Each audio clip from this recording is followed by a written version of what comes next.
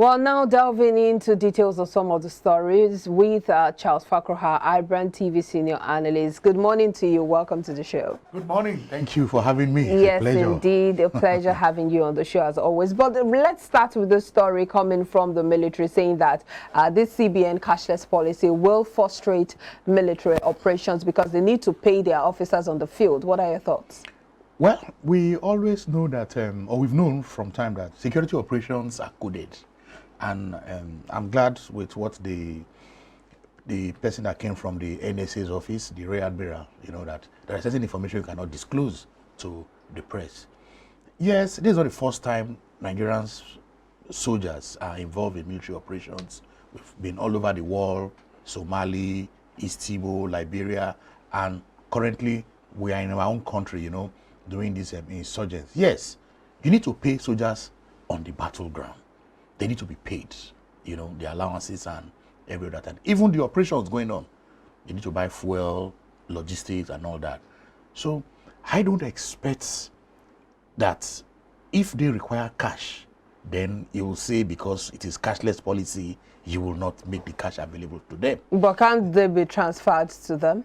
Can't the cash be transferred to them? Look at the excuse they are giving now. For me, it's not an excuse. Some of these soldiers are serving in remote locations. I've been privileged to do my youth service in Borno State, and I know where they call Goza, where they call Baga, Doro, you know, Malanfatori. These are places that there are no networks. You know, for you to have network, you need to come to maybe Kukawa, that is the local government headquarters and all that. So you can't make that kind of transfers to them. But the operations need to go on. So apparently we're still talking about financial inclusion and ensuring that everyone is covered. Exactly. But even if you have services in those areas, for me, security operations is not what should be discussed in the public. That what you want to pay your soldiers, you need to transfer, that should be coded.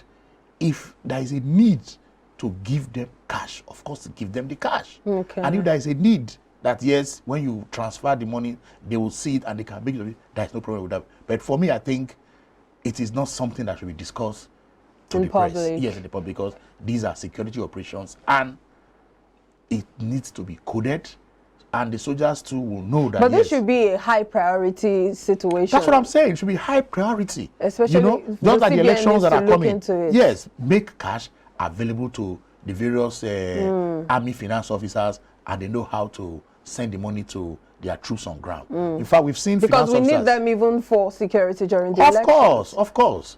And CBN has to make those cash available to the military and, of course, let them make sure that the operations are seamless, because we need security for any development. Absolutely. While still on the cash withdrawal policy, we see POS transactions increasing by 40%, and that's about 807.16 billion naira in January alone. Of course, we know the reason for this. Yes. Well, change does not come easy, and it will take some time. I want to say I'll commend the Nigerian public, because I've seen people now embracing cashless policy. A personal experience. Are they embracing it, or they're just going? They don't have the choice, option? Of course, but you just have to like it now. You know, it's very, you know, interesting when you buy something from somebody who sells pepper, tomatoes, leaf, and your total everything there is about 1,500. And the one is telling you, I don't mind, you can do transfer. And the transfer went. I said, oh, she has seen it. I mean, this is a woman in the market. So even though we know that there is a big bottleneck of network. Yes, exactly. Yes, service. And that is why we need to talk to the telecom companies to improve on their infrastructure, so that some of these I know when you have a lot of traffic, it bounds to, you know, to happen. That was what made it worse this season. Yes, exactly. But that my personal experience, at least I was really happy for the young woman. But did you see the story about POS operators shutting down, especially because of the fact that they couldn't access cash from the bank? Yes, I saw that story too. That's also a problem, you know. But at the same time, the ones that even had cash will tell you they pay so much for that cash. And that's why they are transferring the burden to the people who are coming to withdraw. And I think the list I saw was about 10%, 20%. You know, if you are collecting 5,000 naira, you pay 500 naira. 500. That's 10%. I even see some. If you are collecting 10,000, you pay 12,000 naira. That's what you withdraw You know, that is 20%. So it depends, you know. And they were not even afraid. They were telling you, well, before we got this cash, these are the things we went through, so we need to recoup our money back. But I believe that this cashless policy has come to stay. We just have to begin to like it gradually. At the same time, the telecom companies, please increase your You think infrastructure. this cash crunch would phase out anytime soon? Do you think the federal government is obeying? What's the situation of things right now, actually? Is the federal government going by the Supreme Court order? Are we starting a new phase? Well, is it status quo? What's going on? Legally, though one is not a lawyer, but looking at it legally, the Attorney General have said federal government being a responsible government, rule of law, they are going to obey the Supreme Court. But isn't it the ruling. same Attorney General that is saying that the case should be appealed and that the federal government You should... appeal the case does not mean you are not going to You know, obey the we have a ruling. precedent Yes. on ground. The fact that this administration isn't really seen as one who really obeys court orders. Okay. And that's why a lot of analysts and commentators are saying, is this federal government going to toe that line of flouting court orders? No, they are going to obey it. And the Attorney General has spoken yesterday. That No, it's not a case of they are going to, are they obeying it right Of course, now? they're obeying Because it right it should now. take Yes. effect today. Yes, they're obeying Well, it. let's move on. Still on the POS case.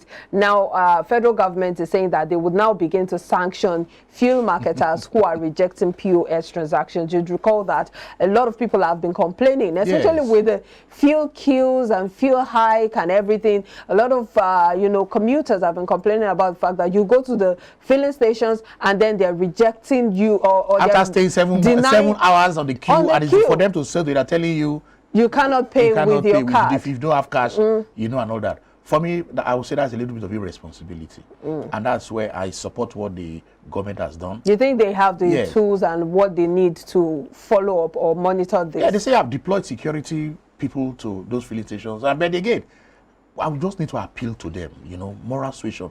Please make your POS available. Even before now, some filling stations, when you buy fuel, you just give them your card, you swipe, and you have gone.